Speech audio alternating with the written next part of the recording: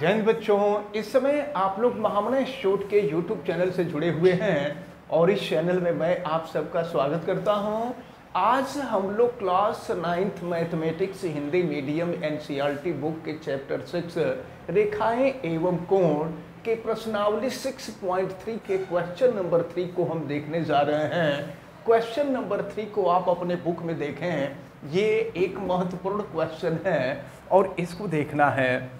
आकृति 6.41, ये जो आकृति आप देख रहे हैं यही आकृति 6.41 है। इसमें A B parallel to D E, देखिए दिया हुआ है A B parallel to D E. ध्यान दीजिएगा, ए बी और डी ई दोनों एक दूसरे के पैरेलल हैं।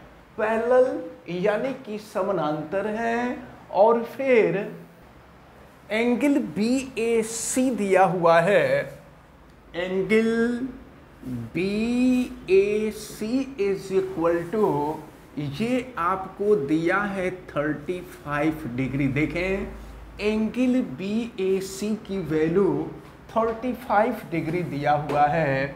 और angle C D E, C D E देखिए, सी डी ई की वैल्यू आपको दी गई है 53 डिग्री। तो आपसे एंगल डी सी ई का मान पूछा जा रहा है। एंगल डी सी ई की वैल्यू पूछी जा रही। देखें, एंगल डी सी ई, इसी कोण का मान आपसे पूछा जा रहा है। तो चलिए ध्यान से देखा जाए कि एंगल डी सी ई की वैल्यू क्या होगी। एक काम करते हैं हम लोग, देखें ए बी और डी ई के समांतर हम कोई रेखा यहाँ खींच लेते हैं और इसका हम कुछ नाम रख देते हैं। देखिए, इसका नाम पी सी रख दे रहे हैं। तो ए बी, पी सी और डी ई तीनों एक दूसरे के समांतर हैं। यानी ए बी के समांतर पी सी है और पी सी के समांतर डी सी है। ज़रा ध्यान दीजिएगा, ये और ये दोनों कोण एकांतर कोण होंगे। और आपको पता है कि एकांतर कोण आपस में बराबर होते हैं। अगर यह 35 डिग्री का है तो ये भी 35 डिग्री का हो जाएगा।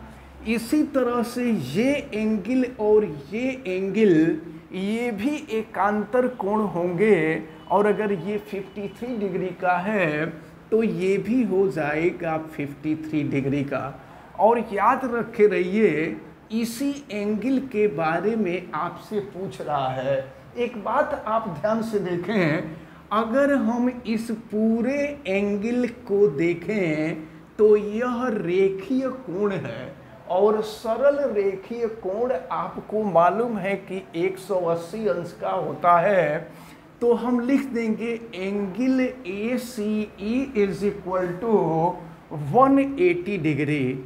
Angle A C E is equal to 180 degree. तो देखिए, ये पूरा एंगल हो जाएगा 35 डिग्री, 53 डिग्री।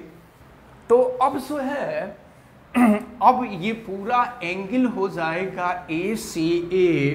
तो देखें, हम यहाँ लिख दे रहे हैं, ये है 35 डिग्री प्लस ये है 53 डिग्री और प्लस एंगल हो जाएगा डी सी ई, डी सी ई, और ये इज इक्वल टू हो जाएगा 180 डिग्री। अब हम इन दोनों कोण को जोड़ लेना। तो दोनों कोण का जो जोड़ होगा, देखें, ये है आपका 88 हो जाएगा। तो 88 degree plus angle D C E is equal to 180 degree हो जाएगा। और यहाँ से अगर हम एंगल डी सी ई की वैल्यू निकालें तो 180 माइनस 88 डिग्री हो जाएगा। तो फिर एंगल डी सी ई, अब 180 में से 88 माइनस कर दीजिए, तो ये हो जाएगा आपका 92 डिग्री हो जाएगा। तो यही एंगल आपसे पूछा जा रहा था, ये एंगल निकल गया DCE और ये हो गया 90 डिग्री 92 डिग्री। तो इस प्रकार आपका क्वेश्चन नंबर 3 सॉल्व होता है। अब हम लोग देखेंगे क्वेश्चन नंबर 4 को। क्वेश्चन नंबर 4 में दिया हुआ है आकृति 6.42। ये जो फिगर आप देख रहे हैं ये फिगर आकृति 6.42 है। 6.42 में रेखाएं PQ, देखिए ये है रेखा PQ और RS, और ये है RS बिंदु T पर इस प्रकार प्रतिच्छेदित करती हैं कि एंगल PRT, देखिए एंगल PRT की वैल्यू आपको दी गई है 40 डिग्री, और एंगल RPT, देखिए एंगल RPT की जो वैल्यू है ये दिया है 95 डिग्री। तो फिर देखें, और एंगल TSQ, एंगल TSQ, देखिए एंगल TSQ आपको दिया हुआ है 75 डिग्री। तो एंगल SQT ज्ञात करना है, एंगल SQT ज्ञात करना है। देखिए एंगल SQT ये एंगल है, इस एंगल को हम लोगों को ज्ञात करना है। अब जरा ध्यान पूर्वक देखें, पहले हम त्रिभुज PRT में देखते हैं। त्रिभुज PRT में आपको मालूम है कि त्रिभुज के तीनों अंतःकोणों का योग 180 अंश होता है। तो अब इसका मतलब ये हुआ, देखें हम लिख सकते हैं एंगल P और प्लस लिख देंगे एंगल R, और इस एंगल को लिख सकते हैं PTR। Angle PTR is equal to 180 degree. तो एंगल P की वैल्यू दी गई है 95 डिग्री, एंगल R की वैल्यू दी गई है 40 डिग्री, अब प्लस है angle PTR is equal to 180 degree.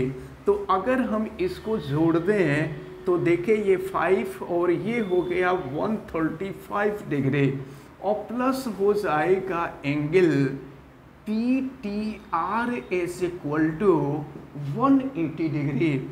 और यहाँ से अगर हम एंगल PTR की वैल्यू निकालेंगे तो 180 डिग्री माइनस 135 डिग्री हो जाएगा, और 180 में से 135 को हम माइनस कर दें तो ये हो जाएगा 45 डिग्री। एंगल PTR ये एंगल जो है ये 45 डिग्री हो गया। अब एक चीज़ हम आपको बता दें, देखिए ये कोण और ये कोण दोनों कोण शीर्षाभिमुख कोण होंगे, और शीर्षाभिमुख कोण आपस में बराबर होते हैं। तो अगर ये एंगल 45 का है तो ये भी एंगल 45 का हो जाएगा। यहाँ लिखा जा सकता है कि angle STQ, angle STQ is equal to angle PTR, और ये है 45 डिग्री। ये दोनों आपस में बराबर इसलिए है क्योंकि ये शीर्षाभिमुख कोण है। यहाँ लिख देंगे शीर्षाभिमुख कोण, शीर्षाभिमुख कोण आपस में बराबर होते हैं। अब जरा ध्यान पूर्वक देखें, हम लोगों से इसी एंगल के बारे में पूछा जा रहा था, SQT के बारे में पूछा जा रहा था।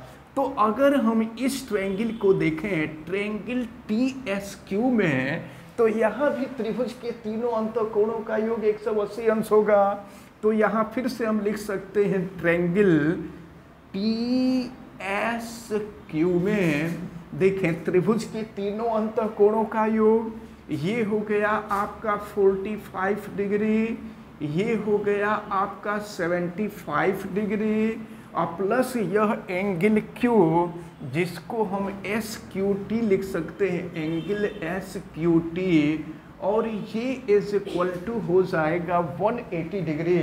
अब अगर इन दोनों को हम जोड़ लें तो ये हो जाएगा आपका 120 डिग्री और प्लस हो जाएगा ये आपका angle H Q T is equal to 180 degree. और यहाँ से अगर हम एंगल एच क्यू टी की वैल्यू निकालें तो ये 180 माइनस 120 हो जाएगा, और 180 में से 120 माइनस कर देंगे तो angle S Q T is equal to 60 degree हो जाएगा। ये एंगल 60 डिग्री हो जाएगा, और यही आपसे पूछा जा रहा था कि इस एंगल का मान क्या होगा। तो ये जो है क्वेश्चन नंबर 4 का सलूशन निकल गया। तो आज हमें उम्मीद है कि ये जो दोनों क्वेश्चन आपको बताए गए हैं, ये दोनों क्वेश्चन आपको अच्छी तरह से समझ में आए होंगे। अब क्वेश्चन नंबर 5 और क्वेश्चन नंबर 6 हम लोग नेक्स्ट वीडियो में देख लेंगे। तो ये पूरा चैप्टर आपका समाप्त हो जाएगा और इसके बाद हम लोग नेक्स्ट चैप्टर शुरू करेंगे। तो अब जो है ये दोनों क्वेश्चन आपको ज़रूर समझ में आए होंगे। आप वीडियो को लाइक ज़रूर कीजिएगा, और अगर आप चैनल पे नए हैं तो चैनल को सब्सक्राइब भी कर लीजिए। आप बेल आइकन को भी प्रेस करें तथा उसको ऑल पे कर दें। और अगर किसी प्रकार की कोई दिक्कत समझ में आती है तो आप हमें कमेंट करके ज़रूर बताएं। वीडियो को मैक्सिमम स्टूडेंट तक शेयर भी करें। आप सभी लोगों का बहुत बहुत धन्यवाद। जय हिंद।